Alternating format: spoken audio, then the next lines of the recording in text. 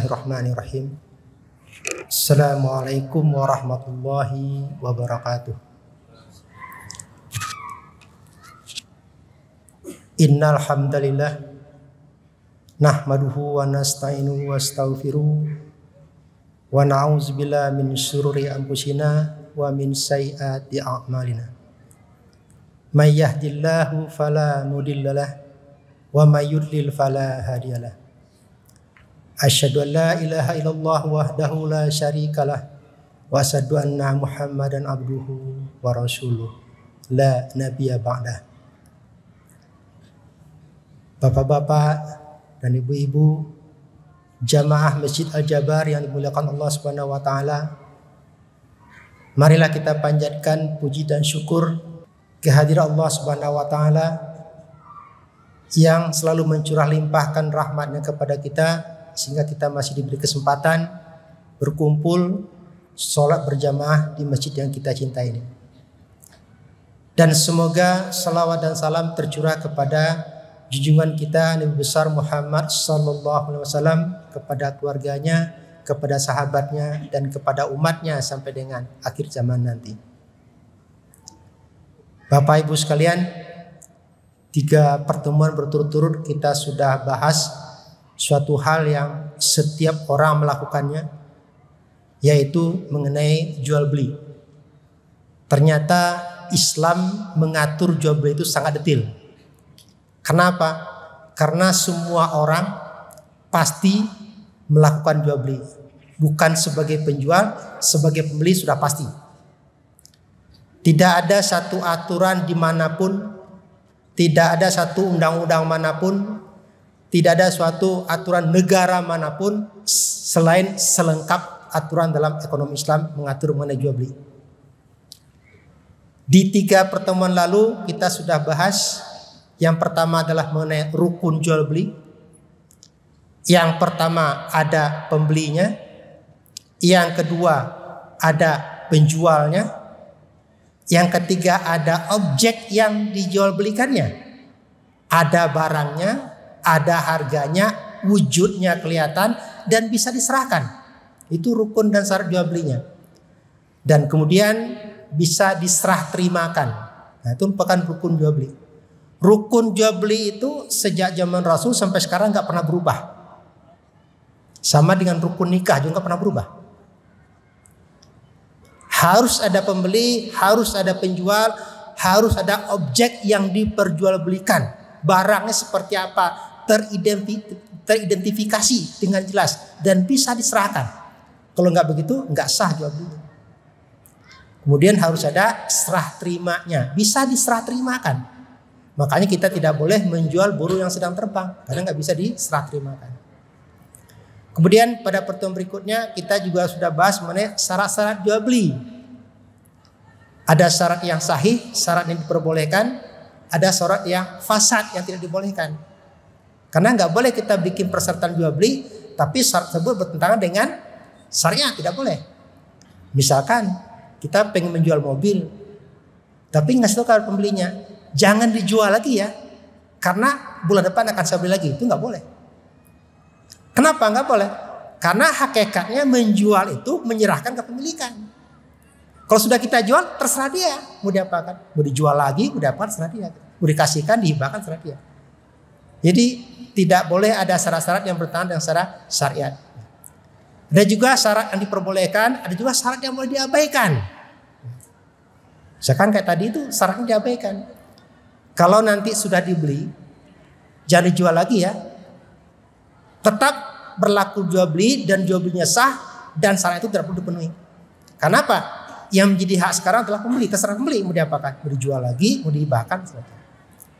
Kemudian dalam pertemuan ketiganya pernah kita bahas yaitu mengenai hak khiyar dalam jual beli. Hak khiyar itu apa? Hak untuk meneruskan atau membatalkan sebuah jual beli. Islam mengatur sampai sedetail itu. Ada 3 hak khiyar itu. Satu adalah khiyar majlis. Kita lagi berkumpul, lagi bertemu, kita beli. Udah dibayar. Tiba-tiba kita berubah pikiran. Boleh batal enggak? Boleh. Islam mengatakan boleh. Itu namanya apa? Khiyar majlis. Selama orang itu masih berada pada majlis yang sama, boleh membatalkan jual beli itu. Bahkan Rasul mengatakan, barang siapa penjual ingin segera pergi agar pembeli tidak bisa membatalkan, itu haram hukum. Nah, ini buru-buru siapa tahu dibatal. Nggak boleh, itu haram hukum. Jadi ada hak khiyar, nama khiyar majlis. Yang kedua ada khiyar syarat. Khiyar syarat adalah ada syarat-syarat tidak terpenuhi. Misalkan ini mau coba dulu sebulan ya, nanti kalau nggak enak mobilnya nggak jadi beli, boleh seperti itu. Atau misalkan ini kebetulan sekarang tanggal berapa? 6 Oktober. Ini STNK-nya habis katakanlah 20 Oktober. Nanti saya perpanjang ya, misalkan saya bagi penjual. Ternyata nggak jadi saya perpanjang. Akibatnya gimana? Syarat itu tidak terpenuhi. Maka jual beli juga jadi tidak boleh dibatalkan jual beli itu. Dan yang ketiga adalah disebut dengan khiyar aib. Khiyar aib itu apa? Kalau seandainya ditemukan ada cacat pada barang itu, boleh kita batalkan. Jadi ada 3, ada khiyar majlis, ada khiyar syarat, ada khiyar aib. Dan yang terakhir pembatalan itu, ini Maha Suci Allah yang telah melengkapi ajaran Islam itu dengan agama yang paling sempurna. Ada suatu hal disebut dengan iqalah. Iqalah itu apa? Kalau seandainya pembeli menyesal membeli barang itu dan dia mengembalikan atau membatalkan, barang siapa yang menerima iqalah tersebut, maka nanti Allah akan mengampuni dosa-dosanya di hari kiamat. Itu ganjarannya. Jadi kalau misalkan saya sudah beli handphone 10 juta, udah dibayar, sampai rumah mikir-mikir, kayaknya 10 juta kemahalan juga, dibuat apa saya handphone 10 juta. Mending saya batalkan dulu deh, mungkin saya beli lagi nanti handphone yang 3 juta dapat 3 misalkan gitu kan. Datang lagi kepada penjualnya. Nah, kalau seandainya penjualnya mau membatalkan jual beli itu namanya iqalah. Dan Rasul mengatakan, barang siapa yang menerima iqalah saudaranya, maka dosanya akan diampuni nanti di hari kiamat. Ganjaran itu luar biasa. Begitulah Islam mengatur mengenai ekonomi itu, paling lengkap. Tidak ada aturan manapun, tidak ada aturan negara manapun yang selengkap aturan dalam Islam. Mengenai jual beli aja diatur sedetail itu. Nah, pada hari ini sekitar 15 menit ke depan kita lihat larangan-larangan dalam jual beli. Harus kita ingat, yang 3 tadi itu bapak-bapak, ibu-ibu, kalau ingin mendengar lagi bisa cari di YouTube. Ketik Al spasi Jabbar Kahar Mulyani, enter. Itu keluar semua yang kemarin. Silakan. Sekali lagi Al spasi Jabbar ya, spasi Kahar Mulyani, itu keluar yang kemarin-kemarin itu. Yang dibahas semuanya ada ya. Semua terdokumentasi dengan baik. Ini sekarang juga direkam, bisa Bapak Ibu dengar lagi di rumah. Nah, perlu kita ingat bahwa dalam muamalah itu semuanya boleh hukum dasarnya. Kalau ibadah semuanya tidak boleh. Ibadah itu hukum asalnya semuanya haram kecuali ada dalil yang memerintahnya. Kalau muamalah semuanya boleh kecuali ada dalil yang melarangnya. Nggak terbalik ya, tapi ada irisannya. Kalau ibadah hukum asalnya itu tidak boleh kecuali datang perintah yang menyuruhnya. Contohnya begini, ketika datang perintah sholat, Rasul mengerjakan sholat. Sebelumnya kan nggak ada. Ketika datang perintah puasa, Rasul mengajarkan puasa. Sebelumnya kan nggak ada.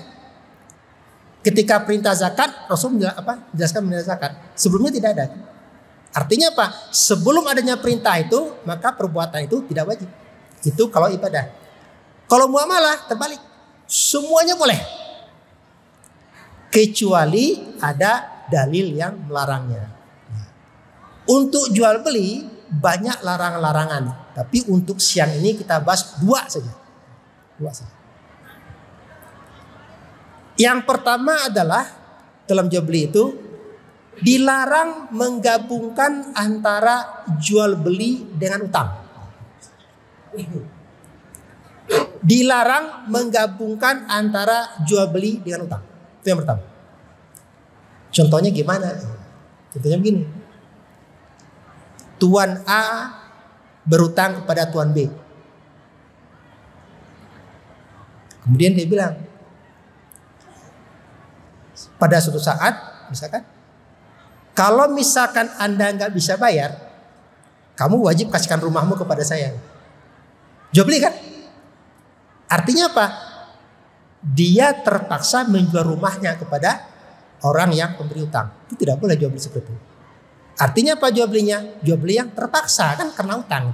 Itu tidak sah jual beli seperti itu. Jual beli yang digabung dengan hutang tidak sah. Jadi pertama waktu si A memberikan utang kepada si B, katakan boleh beli utang, tapi jual barangmu kepada saya yang harga sekian. Artinya apa? Dia pasti terpaksa kan menjual barang itu karena dia butuh gitu. Nah itu tidak boleh. Atau bisa juga seperti ini kejadiannya. Si A punya utang kepada si B, janji sebulan. Pas jatuh tempo, nggak bisa bayar, dia bilang, udah rumahmu buat saya. Dipaksa jual kan, dipaksa jual. Jual beli seperti itu juga tidak boleh. Kenapa? Jual beli itu harus saling ridho. Artinya apa? Yang punya utang kan terpaksa kan menjual barang itu. Jual beli itu tidak boleh dalam keterpaksaan, harus saling ridho. Tapi jangan diartikan saling ridho itu semua, tidak ya. Saling ridho itu hanya merupakan salah satu syarat daripada jual beli, bukan satu-satunya ya. Kalaupun orangnya saling ridho tapi melanggar syariat, tetap hukumnya haram. Jadi saling ridho itu merupakan salah satu syarat dari rukun jual beli. Itu yang pertama. Tidak boleh menggabungkan antara utang dengan jual beli. Yang kedua, ini yang banyak terjadi. Yang kedua adalah tidak boleh menjual barang yang tidak kita miliki. Contohnya gimana? Di zaman Rasul ada orang sahabat datang kepada Rasul. Ya Rasul, ada seorang pelanggan saya membeli barang kepada saya. Kemudian saya lakukan transaksi. Kemudian saya carikan barangnya di pasar. Boleh enggak ya Rasul? Apa kata Rasul? Jangan kau jual barang yang tidak kau miliki. Artinya kita dilarang menjual barang yang tidak kita miliki. Zaman sekarang kira-kira contohnya seperti apa? Kita datang ke toko, coba baju, warnanya udah pas, enak, warnanya bagus, kita coba baju. Oh kelihatannya agak ketat di lengannya nih, ini ukuran M. Bilang ke tokonya, ada nggak yang L lebih gede dikit karena lengannya lagi ketat. Oh ada Pak, ada di gudang. Tapi jadi dulu. Ingat loh, jadi dulu. Artinya apa? Transaksinya jadi dulu. Alasannya gitu kan? Nanti diambilkan di gudang. Kalau di gudang beneran sih nggak apa-apa. Tapi di mana? Nyari toko temannya kan gitu kan? Untuk barangnya ada kan? Tapi dijadikan dulu, transaksi dulu nih, jadi dulu. Oke, jadi Pak yang L-nya ya. Oke, jadi. Cari ke toko lain gitu. Artinya pada saat dia transaksi itu barangnya ada nggak? Belum ada. Itu sama dengan dia menjual barang yang tidak dia miliki. Contohnya. Dan zaman sekarang kita tahu zamannya dropshipper. Mungkin semua orang pasti tahu tidak dropshipper kan? Dropshipper itu adalah mekanisme penjualan tanpa modal. Dia jual dulu baru cari barangnya. Datang ke toko atau browsing di internet, cari barang-barang, lihat harganya. Ketemulah ada kerudung, ada mukena, ada baju muslim, ada baju koko. Ambil fotonya, kemudian dinaikin sedikit harganya. Kemudian kirim ke WA grup semua, komunitas kita semua, kirim juga ke WA tetangga. Dijual. Begitu ada yang beli, baru barangnya dicari. Artinya apa? Pada saat dia menjual, barangnya belum dia miliki. Itu juga dilarang, tidak boleh seperti itu. Jadi kalau kita membeli barang, pastikan dulu barangnya ada. Kata Rasul tadi kapan? Tidak boleh, jangan kau jual barang yang tidak kau miliki. Sekarang kalau begitu, apakah kita harus selalu punya modal untuk berjualan? Tidak juga. Bapak-bapak, ibu-ibu mungkin tahu seorang sahabat legendaris di bidang dagang, namanya siapa? Abdurrahman bin Auf. Terkenal dengan orang yang gagal miskin. Kalau kita kan gagal kaya ya, gagal lulus ujian, dia nggak gagal miskin. Kok ada orang gagal miskin? Ya dia orang terkenal dengan orang gagal miskin. Nah, sekarang cerita gagal miskin dulu, mudah-mudahan waktunya masih ada. Saking kayanya, dia nanya kepada Aisyah, siapa yang belakangan masuk surga? Dijawab sama Aisyah, orang yang paling banyak hartanya. Wah, menggigil. Akibatnya gimana? Dia berniat untuk mengurangi hartanya. Akibatnya untuk mengurangi hartanya, caranya gimana? Dia umumkan di Madinah, siapa yang punya kurma, termasuk kurma busuk sekalipun, saya beli. Dibeli semua, disimpan di gudang. Habis kurma itu, sampai di gudang kurmanya kan busuk, berugi, masuk berugi gitu, berugi. Setelah kurmanya busuk, datang dari sebuah negara, raja mencari kurma busuk untuk obat malaria. Dicari kurma busuk untuk obat malaria, dibeli dengan harga 2 kali lipat harga normal. Nggak mau jual. Tapi sahabat bilang, kenapa nggak mau jual? Dijual. Kalau orang perlu ya dijual. Nah, kena lagi, dia kan patuh kepada Rasul kan, dijual lagi. Akibatnya gimana? Jadi kaya raya lagi kan. Maksudnya miskin tapi jadi kaya. Nah, sekarang ceritanya gimana tanpa modal. Waktu Abdurrahman bin Auf datang ke Madinah, dia di Mekah itu udah orang kaya, pedagang kaya. Waktu meninggalkan Mekah, dia tidak boleh membawa hartanya dan tidak boleh membawa istrinya. Sebenarnya maksudnya penguasa Mekah gimana? Supaya dia tidak pergi kan gitu kira-kira maksudnya kan. Dipaksa dia meninggalkan hartanya, dipaksa meninggalkan istrinya semuanya. Istrinya 4, hartanya kaya. Orang dulu kan full ya, kita jangan iri. Mereka hafal Al-Quran, hafal hadis ya, mereka soleh-soleh itu. Jadi full. Hartanya banyak, istrinya juga 4. Gitu. Pindah ke Mekah, Madinah. Sampai di Madinah, kata Rasul, kau akan kuperkenalkan dengan sahabat yang lain. Maka Rasul memperkenalkan kepada sahabat yang lain. Waktu diperkenalkan, sahabat ini mengatakan kepada Abdurrahman bin Auf, ya Abdurrahman bin Auf, engkau saudaraku, sekarang apa yang kau mau? Kau kan gak punya apa-apa. Silakan ambil setengah hartaku dan pilih istriku yang mana. Aku ceraikan, silakan kamu nikahi. Apa jawaban Abdurrahman bin Auf? Semoga Allah memberkatimu dengan hartamu dan istri-istrimu. Cukup tunjukkan aku di mana pasar. Nah, ini kuncinya. Cukup tunjukkan aku di mana pasar. Tanpa modal datang ke pasar, datang ke toko. Nah, ini tadi modal tadi kan. Dia cuman ngutang 2 cangkul. Ada yang mengatakan cangkul, ada yang mengatakan domba. Pinjam cangkul, berarti ngutang kan? Tapi barang sudah dibeli. Kemudian dijual. Itu terus menerus, ambil barang di toko, jual, ambil barang di toko, jual. Artinya apa? Dengan contoh seperti itu, tidak asal punya modal, tapi barangnya harus kita beli dulu. Yang tidak boleh itu menjual barang yang bukan milik kita. Bukan tidak boleh menjual barang yang belum dibayar, enggak begitu. Kita beli masih utang, enggak ada masalah. Atau datang ke toko, kita minta izin kepada yang punya barang untuk menjualkan, juga boleh. Itu namanya sebagai apa? Sebagai agen, boleh. Akadnya juga ada, akad samsaroh juga dibolehkan.